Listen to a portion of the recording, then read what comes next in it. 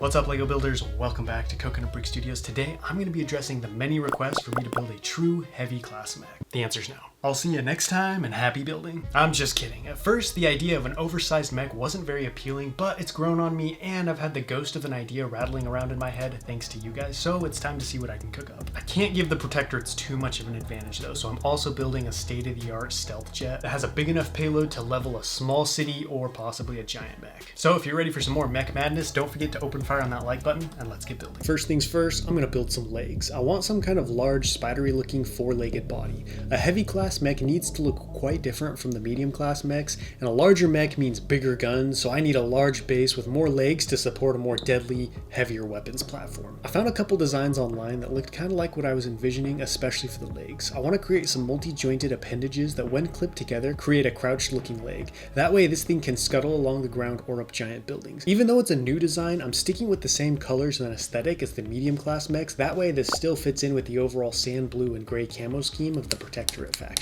After finally landing on a solid design, I copied it 3 more times to complete the set. After a few design attempts, I figured out what I wanted the body to look like. I've got this large octagonal plate I've been storing religiously for years now, hoping one day it would come in handy. And today, my friends, is that day. The 4 jumper plates will act as connectors, allowing me to attach the legs to this plate at an angle without sacrificing stud to brick stability. Around those joints, I stuck a bunch of round cylinders and plate.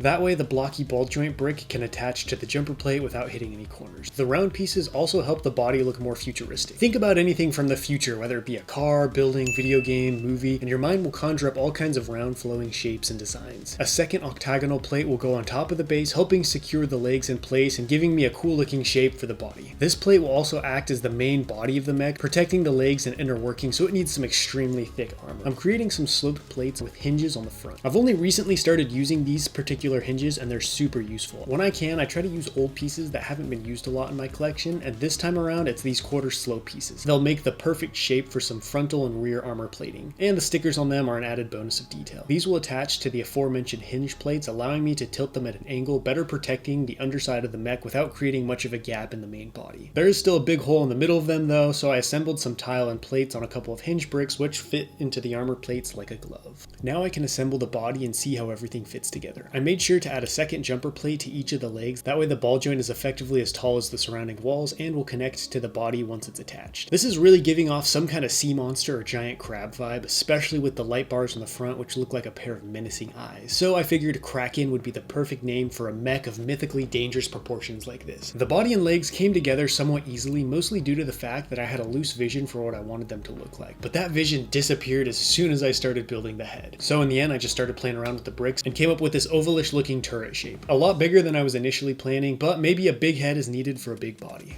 I've seen a couple mechs with tank turrets mounted on them, and once I saw this design coming together, I decided to stick with that route and see what happened. This design also gave me a lot of open space for an interior, which I realized would make for a perfect cockpit for the pilot. This is after all still a mech and needs to be piloted somehow, and it would make more sense that a larger, more armored mech like this would have a bigger, more secure cockpit inside the vehicle. I built another pilot with little engines on the bottom for jetting around and stuck it in the turret. The nice thing about using these as my pilots instead of minifigs is I don't have to make room for those bulky torsos and arms. Now this turret is really starting to come together, and figuring out the cockpit situation helped boost my confidence that this was going to work. With the important interior stuff done, I was free to finish off the exterior with lots of slopes for a nice smooth shape. Once again, taking advantage of a stickered piece. Stickers are a very underrated way to boost your build. Sometimes I just buy stickered pieces while making bricklink orders without even knowing how I'm going to use them. That way, when it comes time to build something like this, I've got a lot of options. The turret was done, but something is still bothering me. I realized the whole thing is pretty round and fluid except for the side walls. They're very flat and don't match with the rest of the design, so I decided to experiment with hinges to create some sloping armored plates, almost like explosive reactive armor we see on modern day battle vehicles. This helped make the sides more angled, and as an added bonus, the bars and clips of the hinges added some cool greebling to the sides, further elevating the build. This is also the perfect spot for some regular and smoke grenade launchers. Drop a comment below with some extra accessories you'd like to see me add to the turret. Now, the turret may be built, but the most important component is still missing: the weapons.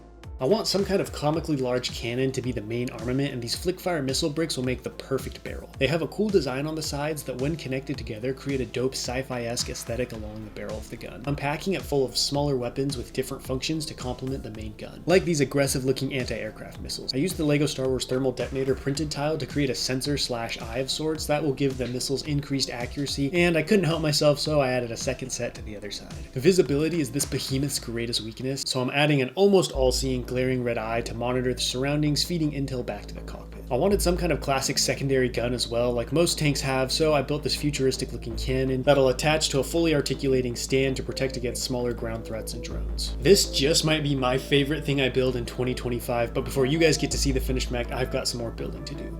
Like I mentioned previously, the Kraken's biggest weakness is visibility. Built like a walking tank, it also has many of the same blind spots and are only ever deployed with a team of Cerberus guard drones. Bigger and smarter than your average Sentinel droid, these provide close quarter protection and reconnaissance, acting like an extra set of mobile eyes, making this symbiotic duel a virtual mini army. This drone is heavily inspired by David VII on Flickr. He built an incredible assassin droid that matched the scale I wanted. I obviously don't want to just copy his design, so I tried to create something different and unique to my army while borrowing some of his impressive techniques and designs, and the end result is just what I wanted.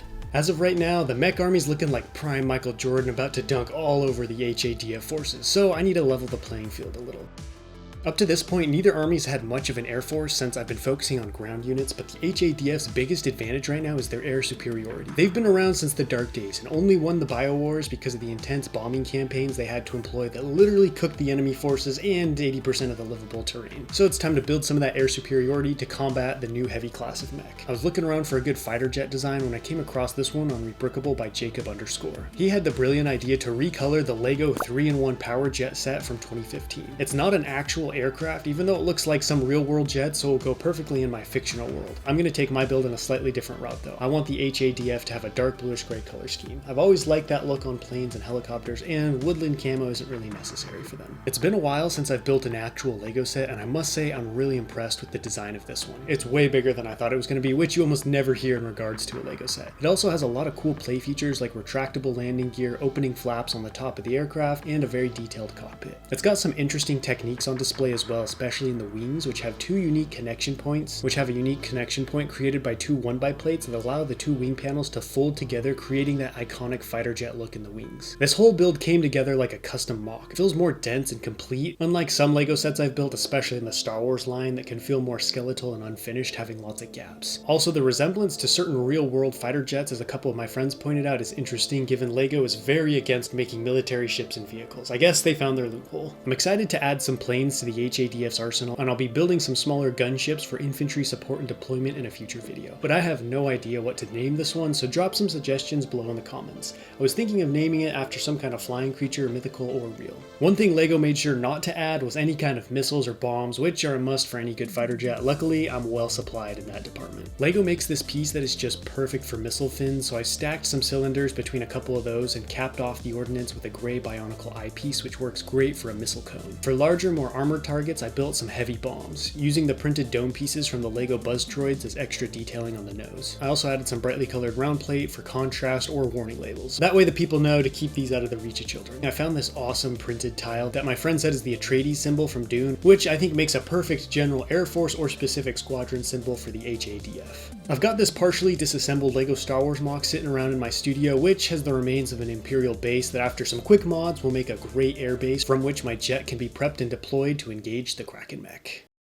The odds of getting attacked by a Kraken on land are just about zero, but this unlucky HADF squad has just beat the odds. In the fields of the farming district, a massive Kraken has deployed and using its massive main cannon is raining down destruction on a military supply depot over 10 miles away. Anti-personnel cannons protect it from up-close ambushes and light vehicles, while a swarm of short-range anti-aircraft missiles bristle on its massive turret. An infrared thermal sensor feeds intel to the pilot along with other smaller sensors under the body, and a powerful secondary laser cannon is the menacing cherry on top. Pinned down by Cerberus drones, this squad is getting desperate, but turns out they're just buying time for a secret airbase not far away. A long-range stealth fighter, one of the HADF's most advanced assets, is hurriedly being prepped for a kill mission, and since Kraken mechs are rarely encountered, not much is known about their defensive capabilities, so the ground crew is loading the jet with everything they've got. Just as all hope is about to be lost, the remaining HADF troops get the message to clear out. Too close to evacuate in time, they dive into the hull of a mostly intact troop transport and slam the hatch. What feels like an eternity later, an explosion rocks the vehicle, sending it rolling and scraping across the ground, finally grinding to a halt. Silence follows, but the troops are hesitant to exit, listening for anything that could still be looming outside.